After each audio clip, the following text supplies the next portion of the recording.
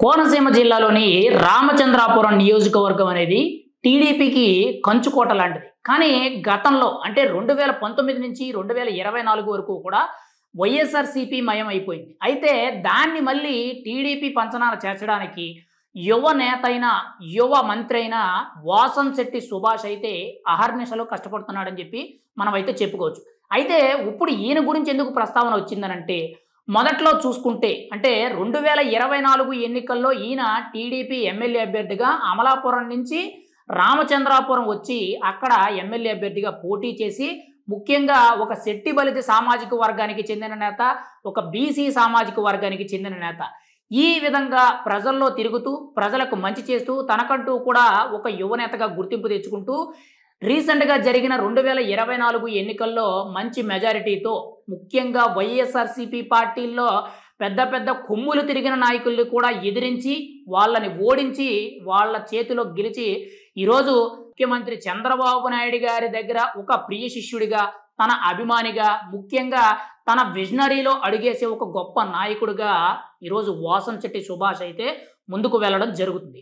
ఎందుకు ఈ మాట అంటున్నానంటే 2024 ఎన్నికల్లో తన గెలుపు ఏదైతే ఉందో ఆ రోజు రాజకీయంగా తన మొదటి అడుగు అనేది మొదలయ్యింది. ఆ రోజు పడిన మొదటి అడుగు ఏదైతే ఉందో దాన్ని ఇంకొంచెం ముందుకు తీసుకెళ్లే విధంగా, ప్రజలకు మంచి చేసే విధంగా, ముఖ్యంగా చంద్రబాబు నాయుడు గారు యువతకి ప్రాధాన్యత ఇస్తారు అని చెప్పుకోవడానికి ఒక ఉదాహరణగా మంత్రి వాసంశెట్టి సుభాష్ గారికి కార్మిక శాఖ బాధ్యతలు అనేవి అప్పచెప్పడం అయితే జరిగింది. కానీ మొదటి 3-4 నెలల్లో కూడా కొన్ని ఇబ్బందికరమైన పరిస్థితులుండి కొన్ని ఆటుపోట్లు ఎదుర్కొన్నా కానీ తర్వాత నుంచి కూడా అంటే గడిచిన 6 నెలల నుంచి కూడా తన శాఖలో చాలా అభివృద్ధి చేసుకుంటూ రావడం, ముఖ్యంగా తన నియోజకవర్గంలో ప్రజలకి అందుబాటులో ఉండడం, ప్రజల్లోకి వెళ్ళడం, అంతేకాకుండా ఎన్నో సేవా కార్యక్రమాలు చేపట్టడం, ముఖ్యంగా సత్య ఫౌండేషన్ అనే పేరుతో చాలా బ్లడ్ డొనేషన్సే కానీ, అన్నదానాలే కానీ ఇలా రకరకాల సేవా కార్యక్రమాలు చేయడం, చాలామంది నిరుపేదలకు తన సొంత జోబులో డబ్బులు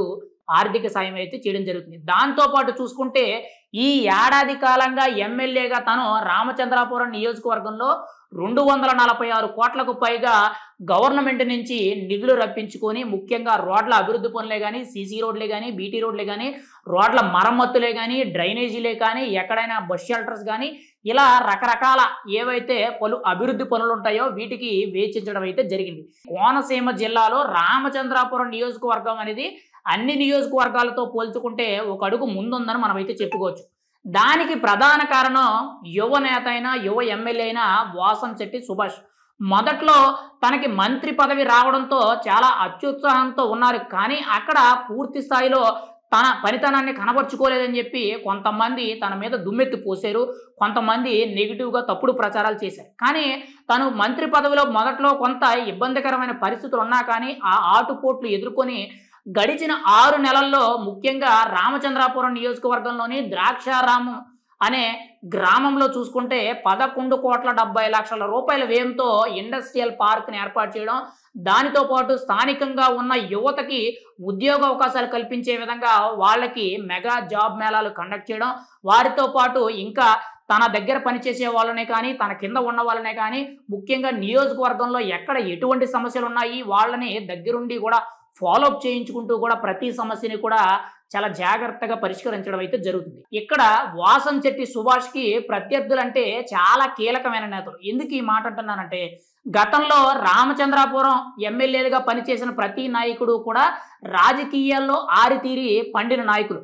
అటువంటి కొమ్ములు తిరిగిన నాయకుల్ని కూడా తనదైన శైలితో, తనదైన ప్రజల్లోకి లోతుగా వెళ్ళి వాళ్ళ సమస్యలు పరిష్కరించి ప్రజల ఆదరణ పొంది తనకంటూ కూడా ఒక ముద్ర వేసుకొని మంచి మెజారిటీతో గెలవడం జరిగింది. ముఖ్యంగా మాజీ మంత్రి చెన్నబోయిన శ్రీనివాస గోపాలకృష్ణ గారే కానీ, తోట త్రిమూర్తులే కానీ, ఇంకోవైపు పిల్లి సుభాష్ చంద్రబోసే కానీ, తన కొడుకు పిల్లి సూర్యప్రకాష్ ఎవరైతే ఉన్నారో తన మీద పోటీ చేసి ఈ ముగ్గురు వైఎస్ఆర్సీపీ పెద్ద నాయకులు ఎవరైతే ఉన్నారో వాళ్ళ మీద ధీటైన శైలిలో వ్యవహరించి రాజకీయంగా రామచంద్రాపురం నియోజకవర్గంలో టీడీపీ జెండాని మళ్ళీ ఎగరవేసే విధంగా, టీడీపీ కంచుకోవటాన్ని ఏదైతే చెప్తారో ఆ పురోగతిని తీసుకొచ్చే విధంగా వాసంశెట్టి సుభాష్ అయితే పనిచేయడం జరిగింది.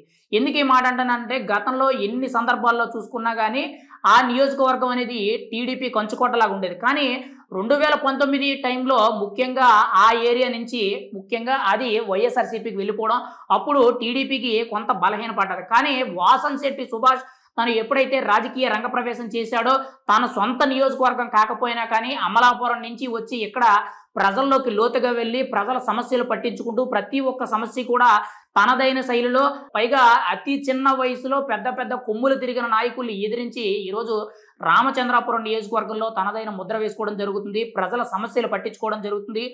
రోడ్లు, డ్రైనేజీలు, మంచినీటి సదుపాయాలు, ఎవరికైనా అనాథలకు కానీ లేదంటే రక్తదానాలు కానీ అన్నదానాలు కానీ ముఖ్యంగా యువతకి ఉద్యోగ అవకాశాలు కల్పించే విధంగా జాబ్ మేళా లాంటివి క్రియేట్ చేయడాలు, ఇలా రకరకాల పలు అభివృద్ధి కార్యక్రమాలు చేపట్టడం అయితే జరుగుతుంది. ఏది ఏమైనా సరే గత 6 నెలల నుంచి కూడా మంత్రివర్గంలోనే కానీ కోనసీమ జిల్లాలో రామచంద్రాపురం నియోజకవర్గంలోని జరుగుతున్న అభివృద్ధిలోనే కానీ వాసంశెట్టి సుభాష్ తన యొక్క గుర్తింపుని చాలా బలంగా వేసుకుంటున్నారని చెప్పి మనం చాలా బల్లగుద్దినట్టు చెప్పవచ్చు. ఎందుకంటే మొదట్లో యువ నాయకుడు కాబట్టి అంత పరిజ్ఞానం లేకపోయినా కానీ చంద్రబాబు నాయుడు గారి యొక్క విధి విధానాలు, ఆయన యొక్క నడవడికని అవలంబించుకొని ఆయన చెప్పిన అడుగుజాడల్లో నడుస్తూ ఈరోజు మంచి పేరు తెచ్చుకునే విధంగా చాలా జాగ్రత్తగా నియోజకవర్గాన్ని అభివృద్ధి బాట పట్టడం అయితే జరుగుతుంది. వాసంశెట్టి సుభాష్ మొట్టమొదటిసారిగా అసెంబ్లీకి ఎన్నికయ్యి అక్కడి నుంచి చంద్రబాబు నాయుడు గారి యొక్క ఎన్నికతో ఆయన యొక్క ప్రోత్సాహంతో మంత్రివర్గంలోకి అడుగుపెట్టి కార్మిక శాఖకు ఈరోజు బలమైన ధీటైన పునాదులు వేసుకుంటూ వెళ్తూ రాష్ట్ర వ్యాప్తంగా ఇండస్ట్రియల్ పార్క్సే కానీ, చిన్న పరిశ్రమలే కానీ, పెద్ద పరిశ్రమలే కానీ, కుటీర పరిశ్రమలే కానీ ప్రతి విషయంలో కూడా తనదైన ముద్రతో తనదైన శైలిలో ముఖ్యంగా ఆ శాఖను పెంపొందించే విధంగా, ఆ శాఖకు ఇంకొంచెం పేరు తెచ్చే విధంగా ఆయన వ్యవహరిస్తున్నారని మనం అయితే చెప్పుకోవచ్చు. ఏది ఏమైనా సరే వాసంశెట్టి సుభాష్ గత 6 నెలల నుంచి కూడా చూసుకుంటే తనదైన మార్క్ రికార్డ్ని క్రియేట్ చేస్తున్నారని మనం అయితే చెప్పుకోవచ్చు. ఖచ్చితంగా ఇదే పని ధోరణితో, ఇదే వ్యవహార శైలితో ఆయన ముందుకు వెళ్ళినట్లయితే రాబోయే 4 ఏళ్లలో ఖచ్చితంగా ఆయన పేరు అనేది చిరస్థాయిలో నిలిచిపోద్దని మనం అయితే చెప్పుకోవచ్చు. 2029 ఎన్నికల్లో హైయెస్ట్ మెజారిటీలో ఖచ్చితంగా ఈసారి ఆయన రాష్ట్ర స్థాయి నాయకుల్లో ఆయన కూడా ఒకడు అనే విధంగా పేరు తెచ్చుకునే అవకాశం అయితే చాలా గట్టిగా కనిపిస్తుందని మనం అయితే చెప్పుకోవచ్చు.